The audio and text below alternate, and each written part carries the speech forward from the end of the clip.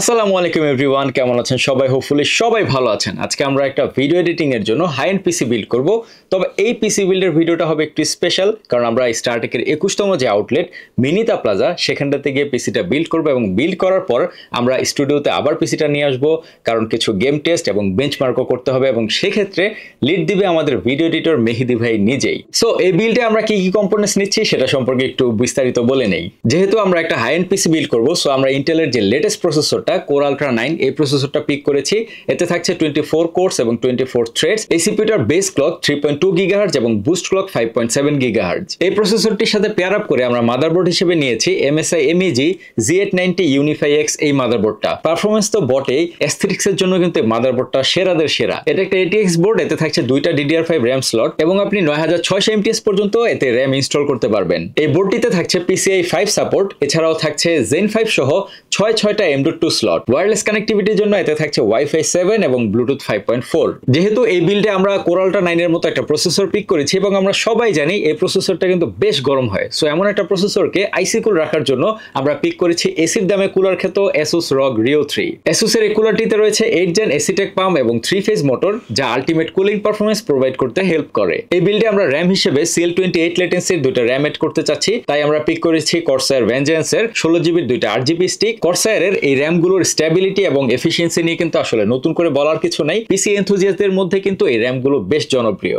SSD হিসেবে আমরা একটা পারফরম্যান্স বেস্ট বেছে নেওয়ার চেষ্টা করেছি। Samsung 990 Pro এই 2TB SSD টা, এটা একটা M.2 NVMe SSD, যেটা রিড স্পিড 7450 Mbps এবং রাইট স্পিড 6900 Mbps এবং এই SSD টার এন্ডিউরেন্স রেটিং 1200 TBW। GPU হিসেবে আমরা এই বিল্ডে রেখেছি MSI এর RTX 5070 Ti gaming trio OC+ 16GB এই গ্রাফিক্স কার্ডটা। GDDR7 এর এই গ্রাফিক্স কার্ডটাতে CUDA কোর থাকছে 8960, TMUS থাকছে 280, ROPS 96, টেনসর কোর থাকছে 280, RT কোর থাকছে 70। MSI এর এই গ্রাফিক্স কার্ডটার বুস্ট ক্লক 2572 মেগাহার্টজ। যেহেতু আমরা আজকে একটা হাই এন্ড পিসি বিল্ড করছি, তাই আমাদের সবগুলো কম্পোনেন্টসকে সেফলি পাওয়ার অফ করার জন্য দরকার প্রপার পাওয়ার ডেলিভারি, তাই আমরা পিক করেছি গোল্ড সার্টিফাইড একটি power supply, which is Antec NE 1300G এই পাওয়ার সাপ্লাইটা। 1300 ওয়াটের পাওয়ার সাপ্লাইটা যদিও আমাদের এই বিল্ডের জন্য একটু ওভারকিল হয়ে যায়, তবে আপনি চাইলে Antec এর 1000 ওয়াটের যে পাওয়ার সাপ্লাইটা আছে সেটাও পিক করতে পারেন। এবং আজকের আমাদের এই পাওয়ার সাপ্লাইটা ফুল মডিউলার হয়, আপনি কেবল ম্যানেজমেন্টের ক্ষেত্রেও পাবেন বাড়তি সুবিধা। এতক্ষণ যে কম্পোনেন্টস গুলো নিয়ে বকবক করলাম, এই সবগুলো কম্পোনেন্টস একসাথে রাখার জন্য আমরা একটা বিশাল দৈত্যাকার কেসিং কিন্তু পিক করেছি, সেটা হচ্ছে Antec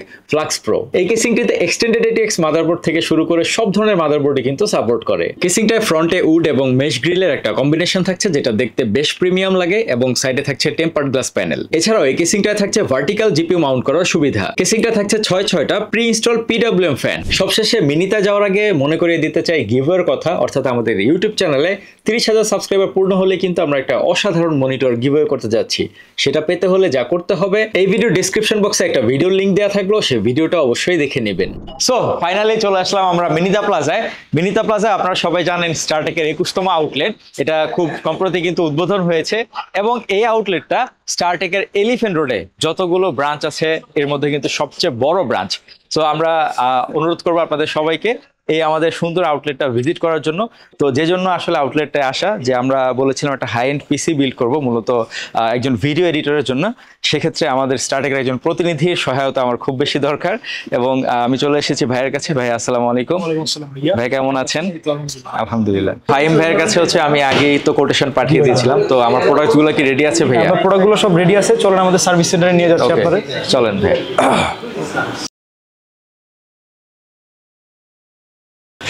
i9 আলট্রা সিরিজেরটা এন্ড হচ্ছে আপনার Z890 মাদারবোর্ড, আর কুলারটা হচ্ছে আপনার রিউজিটা যেটা আপনি সিলেক্ট করছিলেন। Yes right. এটার সাথে আপনি যেহেতু প্রোডাক্টিভিটি করবেন, ওটার সাথে আমরা RAM দিছি হচ্ছে 32 64 GB। আচ্ছা আচ্ছা, ডুয়াল চ্যানেলে চলবে অবভিয়াসলি। আর আপনার স্টোরেজ ডিভাইস হিসেবে হচ্ছে আমাদের 990 Pro DRAM ক্যাশ সহ 2TB SSD-টা সিলেক্ট করা হয়েছে। কারণে মূলত আসলে সিলেক্ট করেছি। আর পাওয়ার সাপ্লাইটা একটু ওভারকিল হয়ে গেছে আমিও জানি, কারণ 5070 Ti এর সাথে 1300 ওয়াট লাগে না, রেকমেন্ডেড থাকে 750 ওয়াট। আমরা হচ্ছে ফিউচারে আপগ্রেডেবিলিটি কথা চিন্তা করে আপনারে পাওয়ার সাপ্লাইটা বাড়ায় দেওয়া হয়েছে। পরে চাইলে আপনি 5080 অথবা 5090 অ্যাড করতে পারবেন এই সিস্টেমে, সেম সিস্টেম। ফাহিম ভাইয়ের মতে হচ্ছে আমার এই বিল্ডের জন্য যদি 1000 ওয়াটের আমি পাওয়ার সাপ্লাই নিতাম তাহলে হচ্ছে যথেষ্ট। 1000 ওয়াট তো মোর দেন এনাফ। আপনি যদি যদি 850 ওয়াটও নেন 850 নিলাম। ওইটাতেও এটা চলে যাবে। আচ্ছা তো ওভারক্লক, ফিউচার আপগ্রেডেবিলিটি সবকিছুর কথা চিন্তা করে হচ্ছে আমরা 1300 ওয়াটটা সিলেক্ট করছি। আচ্ছা, আর যদি ভাই আমি এখানে 5090 নিতাম সেক্ষেত্রে আমার পাওয়ার সাপ্লাইটা 5090 নিলে আমি সাজেস্ট করতাম যে 1500-1400 মধ্যে থাকলে বেটার হতো, 1500 গোল্ড রেটিং সহ অথবা প্ল্যাটিনাম রেটিং সহ। আচ্ছা, প্লাটিনাম সেক্ষেত্রে আরো বেটার। আচ্ছা, তো আমরা এখন তাহলে সরাসরি চলে যাই আসলে বিল্ডে, আমরা আর সময় ক্ষেপণ না করি।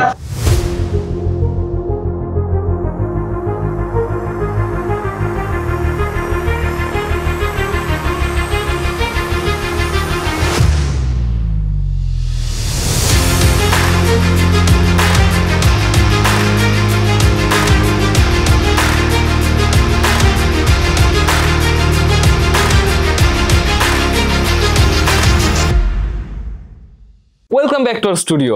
এই মুহূর্তে কিন্তু পিসিটি আমাদের স্টুডিওতে চলে এসেছে এবং আমরা এখন এখানে করব productivity test, synthetic benchmark test এবং গেমিং টেস্ট, যেখানে আমরা জানার চেষ্টা করব পিসিটি আসলে কেমন পারফর্ম করে, এটি কি আমাদের ডে টু ডে টাস্কগুলো হ্যান্ডেল করতে পারে কিনা, অথবা হ্যান্ডেল করতে পারলে সেটা কতটা এফিসিয়েন্ট। সো পারফরমেন্স টেস্টের এই পুরো সেকশন জুড়ে আমি মেহেদি থাকবো আপনাদের সাথে। চলুন শুরু করা যাক। আমরা কিন্তু আমাদের আজকে টেস্টে শুরু করছি ব্লেন্ডার দিয়ে। এই মুহূর্তে আমার পিসিতে এখানে ব্লেন্ডার রান হচ্ছে এবং এখানে অলরেডি 2টা সিন এক্সপোর্ট হয়ে গেছে এবং 3rd সিনটি এক্সপোর্ট হচ্ছে।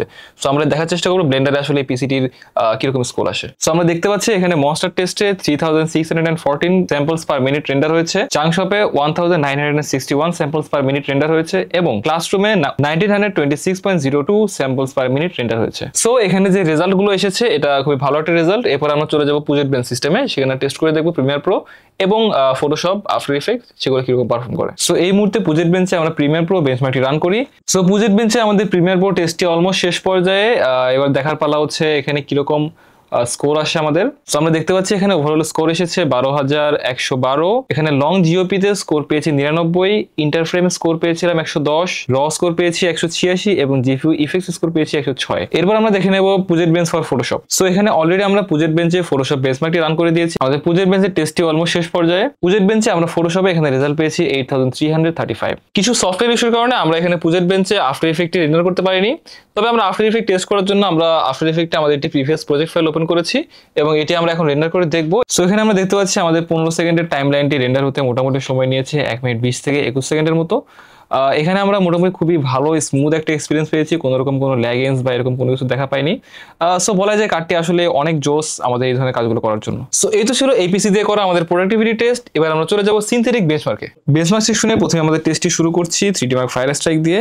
এটি একটি DirectX 11 বেসড বেঞ্চমার্ক টেস্ট যা 1080p তে রান হয়। এখানে আমরা প্রথমে দেখতে পাচ্ছি গ্রাফিক্স টেস্ট 1 যেখানে হেভি টেসেলেশন এবং ভলিউমেট্রিক ইলিমিনেশনের দেখা মিলে, পাশাপাশি গ্রাফিক্স টেস্ট 2 যেখানে জিপিইউ এর কম্পিউট শেডিং এবং ডাইনামিক পার্টিকেল ইলিমিনেশন ইউজ করে কমপ্লেক্স স্মোক সিমুলেশন রান করা হয়। এবার আমরা এখানে দেখতে পাচ্ছি ফিজিক্স টেস্ট যেখানে 32টি প্যারালাল সিমুলেশন রান করা হয়। এখানে ফায়ার স্ট্রাইকে আমরা ওভারঅল স্কোর পেয়েছি 41,678, গ্রাফিক্স স্কোর এসেছিল 52,111, ফিজিক্স স্কোর এসেছে 55,433 এবং কম্বাইন্ড স্কোর এসেছে 14,503। এরপর আমরা যে বেঞ্চমার্কটি করেছিলাম সেটি হচ্ছে 3D Mark টাইম স্পাই। এটি একটি DirectX 12 বেসড গ্রাফিক্স টেস্ট। এই টেস্টটি রান হয় 1440p তে। এখানেও আমরা দুটি ধাপে গ্রাফিক্স টেস্ট এবং সিপিইউ টেস্ট আলাদা আলাদাভাবে দেখতে পাই। গ্রাফিক্স টেস্ট 1 এ বিপুল পরিমাণে ট্রান্সপারেন্ট কন্টেন্ট, পার্টিকেল শ্যাডোস এবং টেসেলেশনের দেখা মিলে, পাশাপাশি গ্রাফিক্স টেস্ট 2 ফিচার করছে রে মার্জড ভলিউমেট্রিক ইলিমিনেশন।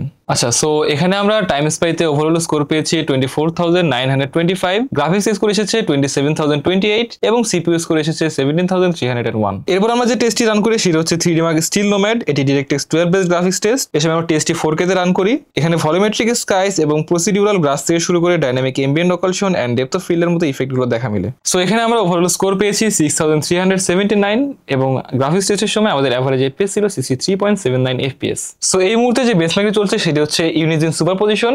এখানে আমরা প্রিসেট হিসেবে ইউজ করেছি 4K অপটিমাইজ প্রিসেট এবং আমাদের গ্রাফিক্স এপিআই ছিল DirectX।